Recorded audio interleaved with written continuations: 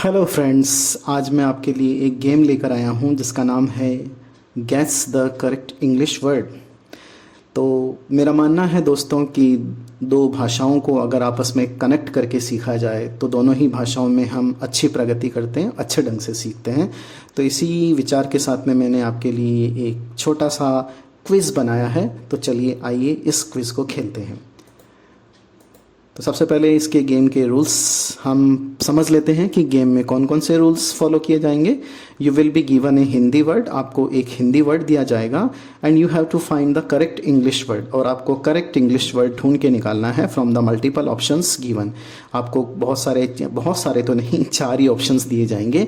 चारों ऑप्शंस में से आपको करेक्ट इंग्लिश वर्ड उसके लिए ढूंढ के निकालना है फॉर एवरी राइट आंसर। और हर राइट आंसर के लिए गिव योर सेल्फ 1 मार्क, अपने आप को एक मार्क दीजिए, एक नंबर दीजिएगा। और फॉर एवरी रॉन्ग आंसर, और हर रॉन्ग आंसर के लिए आपको 1 मार्क डिडक्ट करना है। और ईमानदार बने रहना है, ईमानदारी, honesty is the best policy. और फिर अपना स्कोर कमेंट बॉक्स में ज़रूर शेयर करें दूसरे रीडर्स के साथ में, दूसरे व्यूअर्स के साथ में। और ये हमारे चैनल का नाम है जिसका नाम है DK इंग्लिश पाठशाला।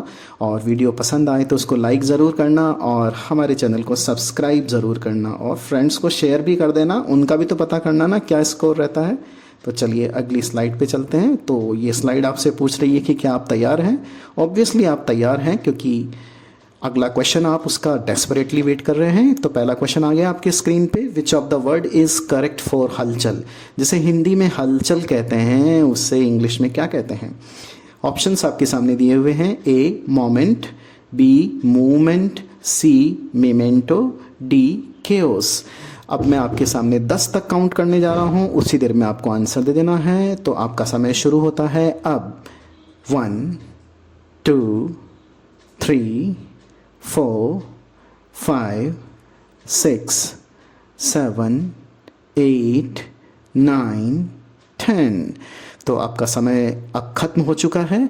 तो इससे पहले कि इस वर्ड के लिए हम करेक्ट इंग्लिश वर्ड ढूंढ के निकालें, आइए सभी वर्ड्स के बारे में बात कर लेते हैं। ये जो पहला वर्ड है MOMENT, मोमेंट बोलते हैं। मोमेंट का मतलब होता है क्षण, यानी जैसे फॉर एग्जांपल इस मोमेंट हम लोग एक क्विज़ खेल रहे हैं, इस मोमेंट में आपके लिए एक वीडियो बना रहा हूँ। सेकंड ऑप्शन देखिए मूवमेंट, मूवमेंट का मतलब होता है हलचल, और आपका जो सही आंसर है वो यही है, यही वर्ड करेक्ट है हलचल के लिए। लेकिन दूसरे वर्ड्स को छोड़ना नहीं है, क्योंकि दूसरे वर्ड्स को सीखने से ही एक एक वर्ड काउंट करता है, और दूसरे वर्ड को सीखने से ही हमारी जो वोकैबुलरी है उसमें इंक्रीज़ होता है, उसमें वृद्धि होती है, बढ़ोतरी होती है। तो ये है मीमेंटो। मीमेंटो किसको कहते हैं? मीमेंटो कहते हैं वो जो कॉलेज के समय में आपको ट्रॉफ़ी मिलती थी ना, जो स्कूल के समय में आपको एनुअल फंक्शन में जो ट्रॉफ़ी मिलती थी उसी को मीमेंटो बोलते हैं। और ये है केओस। केओस का मतलब होता है अव्यवस्था, इसको चेओस मत बोल देना। चलिए अगले स्लाइड पे चलते हैं। Which of the word is correct for अनुमान। अनुमान के लिए कौन सा वर्ड सही है? ऑप्शंस हैं gas, B gauge, C gas, D गूज। तो आपका समय शुरू होता है अब। 1 2 3 4 5 6 7 8 9 10। और अब सही आंसर जानने से पहले हम दूसरे वर्ड्स के बारे में भी बात कर लेते हैं। सबसे पहले इस बार शुरू करते हैं D से, गूज। गूज एक तरह का वाटर बर्ड होता है। गैस, ये वही गैस है जो पेट में बनती है और फिर बहुत परेशान करती है। और ये है गेज। गेज का मतलब होता है घूर घूर के देखना। तो अब आपके सामने क्या बचा? Option A gas. तो यही आपका राइट आंसर है। तो ये वाला आंसर करेक्ट है। अब चलते हैं अगले क्वेश्चन की तरफ। तो तीसरा क्वेश्चन आपके स्क्रीन पर ये रहा। विच of the word is correct for नैतिक। नैतिक के लिए कौन सा वर्ड अच्छा है, सही है? तो ऑप्शंस कौन से हैं? A morale, B morality, C mural, D moral. तो ये आपके ऑप्शंस हैं और आपका समय शुरू होता है अब। 1 2 3 4 5 6 7 8 9 10 टाइम ओवर। तो देख लेते हैं एक एक वर्ड के बारे में, सबके बारे में जानकारी प्राप्त करते हैं और हमारा राइट आंसर कौन सा है वो भी देख लेते हैं। तो ऑप्शन ए है मोराल, इसका मतलब होता है इनर करेज। इनर करेज का मतलब अंदर का साहस, कहते हैं ना उसका मोराल डाउन है, लेकिन लोग बोलते हैं उसका मोरल डाउन है। मोरल नहीं, मोराल डाउन है। और ये है मोरालिटी, जिसका मतलब होता है नैतिकता, तो नैतिक तो नहीं हुआ। और ये है म्यूरल, म्यूरल कहते हैं वॉल पेंटिंग को, तो ये भी इसका आंसर नहीं हो सकता। तो राइट आंसर कौन सा है? Option D, moral. हाँ बिल्कुल करेक्ट, आपने बिल्कुल सही आंसर दिया। चलिए अगले क्वेश्चन की तरफ चलते हैं।